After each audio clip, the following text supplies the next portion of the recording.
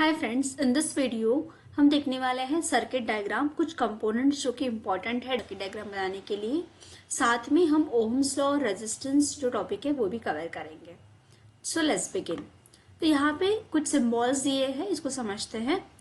Electric cell, अगर हमें cell draw करना है सर्किट में तो हमें जो सिंबल यूज करना है वो इस तरह से होता है। इलेक्ट्रिक सेल का मेन फंक्शन होता है पोटेंशियल डिफरेंस को प्रोवाइड करना। अगर हम कॉम्बिनेशन ऑफ सेल्स की बात करें तो उसको हम बैटरी कहेंगे। तो अगर आपको इस तरह से कुछ कॉम्बिनेशन दिखते हैं तो we say that it is a battery. इसका भी सेम फंक्शन रहेगा to provide the potential difference. Again this battery is made up of 3 combination of cells. Then switch अगर ओपन है, मतलब सर्किट अगर आपकी ब्रेक है, तो इस तरह से की को या स्विच को हम रिप्रेजेंट करते हैं। क्लोज्ड लूप सर्किट अगर है, स्विच आपके क्लोज है, मतलब करंट फ्लो हो रहा है, तो डॉट रिप्रेजेंट करते हैं। इन दोनों का मेन काम फंक्शन होता है सर्किट को क्लोज करना और सर्किट को ब्रेक करना। देन अगर आपको वायर्स को ज्वाइंट दिखाना है तो you can show it like this. And अगर आपके वायर्स जो है वो एक दूसरे को क्रॉस कर रहे हैं लेकिन एक दूसरे के साथ ज्वाइंट नहीं है, then you have to represent with this symbol. See the symbol of electric bulb. इसका मेन फंक्शन होता है, अगर बल्ब ग्लो कर रहा है मतलब करंट जो है वो सर्किट के अंदर फ्लो हो रहा है, तो it is acting like an indicator in the circuit. Then resistor of a resistance. तो रेजिस्टर को अगर हमें रिप्रेजेंट करना है सर्किट में तो इस सिंबल से हम रिप्रेजेंट करते हैं। अगर वेरिएबल रेजिस्टेंस या फिर रियोस्टेट हम यूज करते हैं तो this is the symbol which we can use. Variable resistance का मतलब होता है कि या रियोस्टेट जब हम लगाते हैं तो हम सर्किट का रेजिस्टेंस जो है उसको कम ज्यादा कर सकते हैं, उसी को हम कहते हैं वेरिएबल रेजिस्टेंस। रेजिस्टेंस यानी क्या होता है वो हम आगे देखने वाले हैं।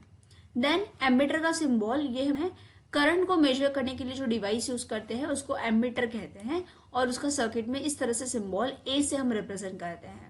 और वोल्टमीटर ये डिवाइस है जो पोटेंशियल डिफरेंस को मेजर करने के लिए यूज किया जाता है, तो उसका जो सिंबल है उसको हम सर्किट में इस तरह से रिप्रेजेंट करते हैं।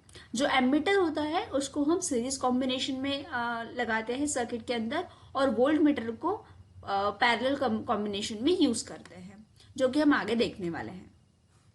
अब देखते हैं ओम्स लॉ। तो हमने इलेक्ट्रिक करंट की डेफिनेशन समझी थी। करंट है, इलेक्ट्रिक करंट का मतलब होता है I is equals to charge upon time. तो flow of charge per unit time को हम कहते हैं इलेक्ट्रिक करंट। सिमिलरली अगर हम पोटेंशियल डिफरेंस की बात करें तो पोटेंशियल डिफरेंस का फॉर्मूला बनता है, potential difference is amount of work done to carry the unit charges. The amount of charges हम कैरी करने के लिए जितना हम वर्क करते हैं उसको हम कहते हैं पोटेंशियल डिफरेंस। हमने देखा था कि करंट तभी फ्लो होगा, मतलब जो इलेक्ट्रॉन्स है वो रैंडमली अरेंज्ड होते हैं, वो एक पर्टिकुलर डायरेक्शन में तभी फ्लो करेंगे जब हम सेल या बैटरी यानी पोटेंशियल डिफरेंस सर्किट के अंदर प्रोवाइड करेंगे। तो ये जो रिलेशनशिप है करंट और पोटेंशियल डिफरेंस के बीच का, इसी को रिप्रेजेंट किया था Ohm's law by the Ohm's law.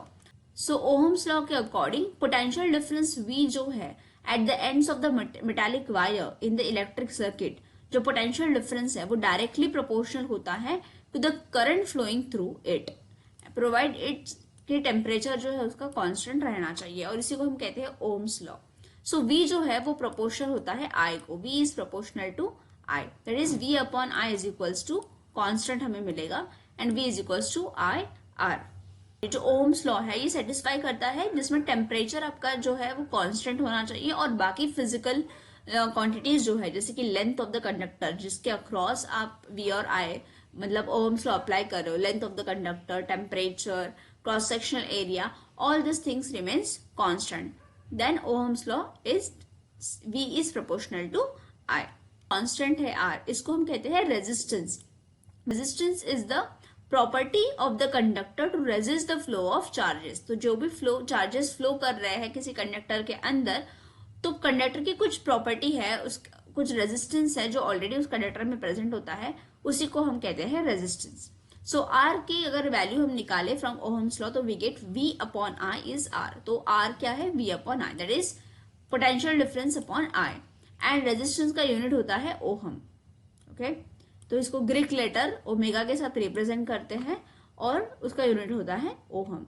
सो अगर हमें 1 ओहम को डिफाइन करना है तो हम कह सकते हैं कि 1 ओहम रेजिस्टेंस है कंडक्टर के अंदर, अगर 1 वोल्ट पोटेंशियल डिफरेंस है उस मेटेलिक वायर के अक्रॉस अटैच, एंड 1 एम्पियर का करंट सर्किट के अंदर फ्लो हो रहा है। So this is all about the resistance. In the next video, we are going to see how resistance depends on some other factors and resistivity का concept भी समझेंगे। इससे रिलेटेड जो भी क्वेश्चंस है वो आपको कम्युनिटी सेक्शंस में मिल जाएंगे। You can go and attempt there. Thank you.